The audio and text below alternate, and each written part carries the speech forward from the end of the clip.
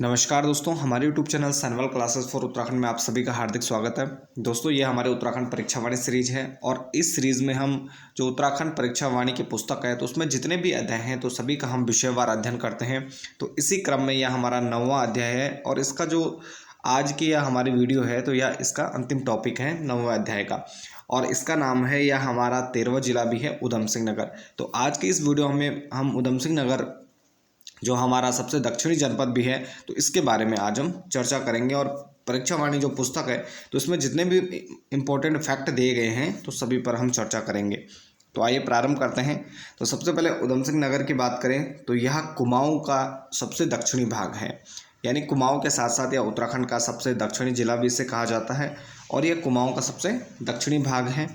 लंबाई की बात करें तो 170 किलोमीटर और चौड़ाई की बात करें तो 30 किलोमीटर से भी कम है।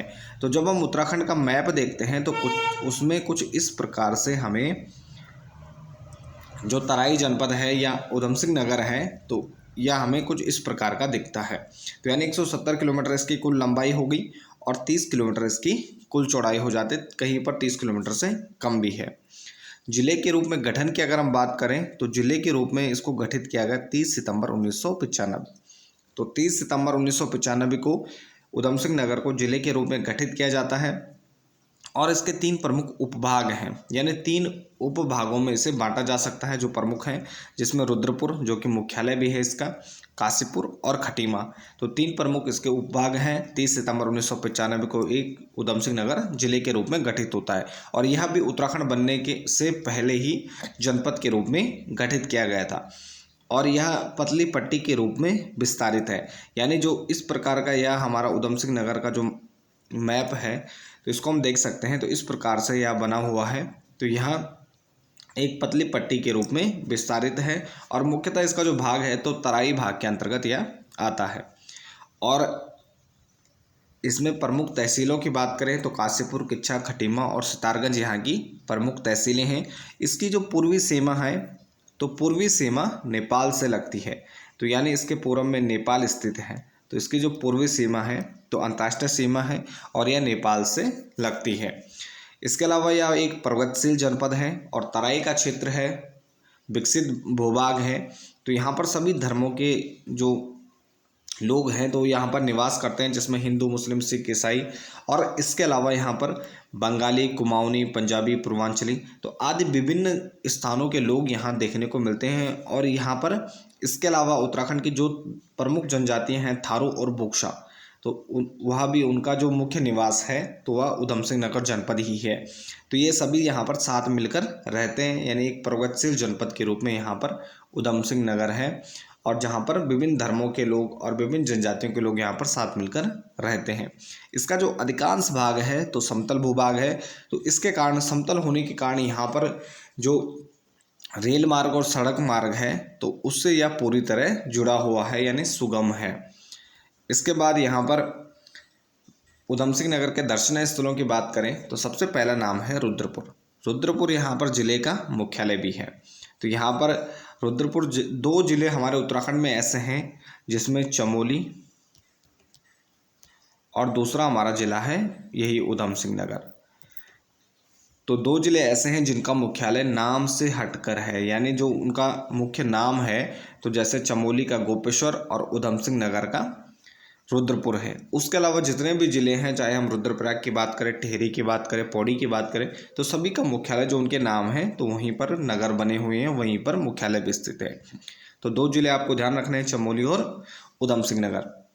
तो इसका जिले का मुख्यालय रुद्रपुर है और यह तराई क्षेत्र का प्रमुख नगर भी है। तो तराई क्षेत्र का मुख्यालय होने के साथ साथ यह प्रमुख नगर भी है और माना जाता है, जैसे रुद्रपुर नाम में है तो माना जाता है कि रुद्रचंद के द्वारा इसे बनाया गया और यहाँ पर सुरक्षा के दृष्टि से किला भी बनवाया था। तो रुद्रचंद द्वारा इसे बसाया जाता है और किला बनवाया जाता है। यहाँ पर अगर हम कृषि की बात करें, तराई क्षेत्र में है और यहाँ पर कृषि विकसित अवस्था में हमें देखने को मिलती है। सिंचाई के पर्याप्त साधन हैं और लगभग यहाँ पर 95% से अधिक जो कृषि भूमि है तो उसमें सिंचाई सुविधा उपलब्ध है और यहाँ पर अनेक भारी उद्योग भी स्थापित किए गए हैं। और इसके साथ ही यह जो नगर है तो मैदानी और पर्वतीय क्षेत्रों को जोड़ने वाला नगर भी है। यानी इसके बाद फिर हम जब कुमाऊं में ऊपर की साइड यानी उत्तर की ओर जाते हैं तो यहाँ पर जो पहाड़ी भूभाग आता है तो यानी मैदान और जब हम दक्षिण में जाते हैं तो यहाँ पर जो उत्तर प्रदेश का क्षेत्र आता है यानी जो मैदानी क्षेत्र आता है तो मैदान और पर्वतीय क्षेत्र को जोड़ने वाला इसे नगर भी कहा जा सकता है। और नगर से उत्तर में कुछ दूरी पर यहाँ पर पंतनगर भी स्थित है जहाँ पर कृषि विश्वविद्यालय भी स्थित है। इसके बाद अगला दर्शनीय स्थल है नानक मत्ता साहिब। तो नानक मत्ता साहिब की बात करें, खटीमा पानीपत राष्ट्रीय राजमार्ग पर यह स्थित है और सिखों का पवित्र तीर्थ स्थल इसे माना जाता है नानक मत्ता साहिब को।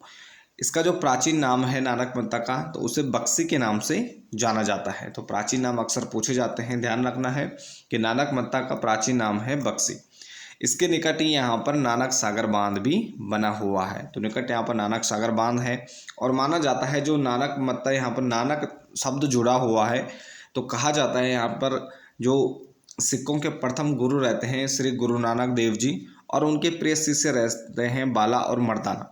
तो कहते हैं उनके द्वारा यहाँ पर भ्रमण हेतु इस क्षेत्र में आया जाता है। यानी वो जो नानक मत्ता साहिब हैं तो इस क्षेत्र में आते हैं और उन्हीं की याद में यहाँ पर दीपावली के पहले एक मेले का भी आयोजन होता है। तो इसलिए यहाँ पर नाम में जुड़ा हुआ है नानक शब्द जुड़ा हुआ है। इसके अलावा यहाँ पर 10वें गुरु गोविंद सिंह जी के द्वारा भी यहाँ प्रवास करने के यहाँ पर कुछ प्रमाण मिलते हैं। तो यह सिखों के लिए एक पवित्र तीर्थ स्थल हो जाता है।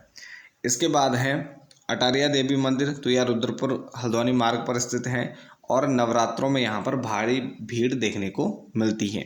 इसके बाद अगला दर्शनीय स्थल है काशीपुर। काशीपुर की बात करें तो चंद शासक जो देवी चंद थे तो माना जाता है कि उनके एक अधिकारी थे काशीनाथ और कुछ जो पुस्तक हैं तो उसमें हमें देवी चंद की जगह बाज बहादुर चंद देखने को मिलता है। 1639 ईस्वी के आसपास माना जाता है कि इसको बसाया है। तो यहाँ पर थोड़ा सा मतभेद देखने को हमें मिलता है। तो ये परीक्षावाणी के नोट्स हैं तो यहाँ परीक्षावाणी में देवी चंद दिया गया है। तो तराई में काशीनाथ नामक एक अधिकारी होता है, शासक हो सकता है कि दूसरा हो। तो काशीनाथ जो अधिकारी है तो काशीनाथ के द्वारा यहाँ पर अपने नाम से नगर की स्थापना की जाती है और काशीपुर की स्थापना की जाती है, काशीपुर को बसाया जाता है।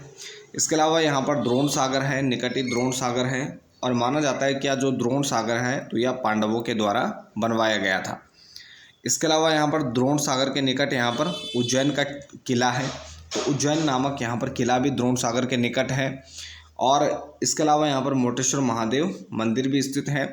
कत्तूरी और जो चंद शासक थे तो उनके द्वारा यहाँ पर 3 गढ़ निर्मित किए गए हैं। तो यहाँ पर 3 प्रमुख गढ़ हैं जिसमें रामपुर, लक्ष्मणपुर और चैतान। तो 3 प्रमुख गढ़ हैं यहाँ पर, रामपुर, लक्ष्मणपुर और चैतान। और इसके अलावा 1872 में इसे नगर क्षेत्र बनाया जाता है। तो 1872 में जो काशीपुर है तो इसको नगर क्षेत्र के रूप में घोषित किया जाता है। इसके अलावा यहाँ पर प्रसिद्ध जो गुमानी पंत कवि हैं, कुमाऊं के प्रथम कवि भी इनको माना जाता है, लोक रतन पंत इनको कहा जाता है। तो गुमानी पंत की जन्मस्थली भूमि भी काशीपुर है। इसके अलावा चीनी यात्री जो वैनसांग तो हर्षवर्धन के समय यहाँ पर यात्रा करते हैं और इसको गोवशाण के नाम से संबोधित करते हैं। तो काशीपुर को प्राचीन समय में गोवशाण के नाम से जाना जाता है। तो वैनसांग इसका जो उस समय तात्कालिक यहाँ पर काशीपुर था तो उसको गोवशाण कहकर संबोधित करते हैं और उन्हें यहाँ से कई बौद्ध मठों का होने का वर्णन करते हैं। यानी जो अपना यात्रा वृत्तांत है तो उसमें कहते हैं यहाँ पर कई बौद्ध मठ हैं जहाँ पर उन्होंने यात्रा की थी और वहाँ गोवशाण नामक स्थल था। इसके अलावा यहाँ पर प्राचीन समय के जो स्तूप और खंडहर हैं वह आज भी हमें देखने को मिलते हैं। जब यहाँ पर उत्खनन करवाए गए गोवशाण में तो यहाँ पर बुद्ध के नाखून और बाल प्राप्त होने का दावा किया जाता है कि महात्मा बुद्ध के नाखून व बालों की यहाँ से प्राप्ति होती है। इसके अलावा यहाँ पर उज्जैनी के निकट यहाँ पर मौर्य और कुषाण कालीन अवशेष भी प्राप्त होते हैं। तो उज्जैनी के निकट यहाँ पर मौर्य और कुषाण काल यानी अलग अलग यहाँ पर राजवंशों से संबंधित अवशेष भी यहाँ पर प्राप्त होते हैं। तो ऐतिहासिक दृष्टि के साथ साथ यह जो पुरातत्व है तो उसकी दृष्टि से भी यह काफ़ी महत्वपूर्ण स्थान है। इसके निकट ही यहाँ पर बालासुंदरी मंदिर है जिसे ज्वाला देवी या उज्जैनी देवी के नाम से भी जाना जाता है और यहाँ पर चैती मेले का आयोजन होता है। तो चैत माह में यहाँ पर चैती मेले का आयोजन होता है जो कि बालासुंदरी मंदिर में यहाँ पर आयोजित किया जाता है। इसके बाद उधम सिंह नगर का अगला प्रमुख स्थल है द्रोण सागर। तो द्रोण सागर विस्तार 1 किलोमीटर में, लगभग इसका 1 किलोमीटर में विस्तार है और मान्यता है कि गुरु द्रोणाचार्य और उनके शिष्यों द्वारा यहाँ पर निवास किया गया। यानी गुरु द्रोणाचार्य, महाभारत में जो द्रोणाचार्य थे तो उनके द्वारा और उनके शिष्यों द्वारा यहाँ पर निवास किया जाता है और माना जाता है कि वह इस सरोवर में ही स्नान किया करते थे। और इस सरोवर के संबंध में मान्यता है कि इसके जल को स्पर्श करने से गंगा स्नान का लाभ प्राप्त होता है, यानी गंगा स्नान का जो फल है वह प्राप्त होता है यहाँ पर स्नान करने से। इसके बाद है गिरीश सरोवर। तो गिरीश सरोवर की बात करें, काशीपुर बस स्टेशन के निकट 2 किलोमीटर दूरी पर है और यह एक मनोहर झील है और आदर्श पिकनिक स्थल के रूप में विकसित हो रहा है। इसके बाद अगला प्रश्न जो दर्शनीय स्थल है, तो प्राचीन नाम है शाहजफर और वर्तमान में इसे जसपुर के नाम से जाना जाता है। और चंद वंश में यहाँ पर मंत्री रहते हैं जसोधन जोशी, तो कहा जाता है तो उनके द्वारा यहाँ पर जो जसपुर है उसको बसाया जाता है और उनके नाम पर ही इसका नाम, जसोधन जोशी के नाम पर ही जसपुर रखा जाता है और यह उधम सिंह नगर का एक उपनगर भी है। इसके बाद है पंतनगर। तो पंतनगर की अगर हम बात करें, नैनीताल से सटा एक कस्बा है और यहाँ पर देश का पहला कृषि विश्वविद्यालय भी स्थापित किया जाता है।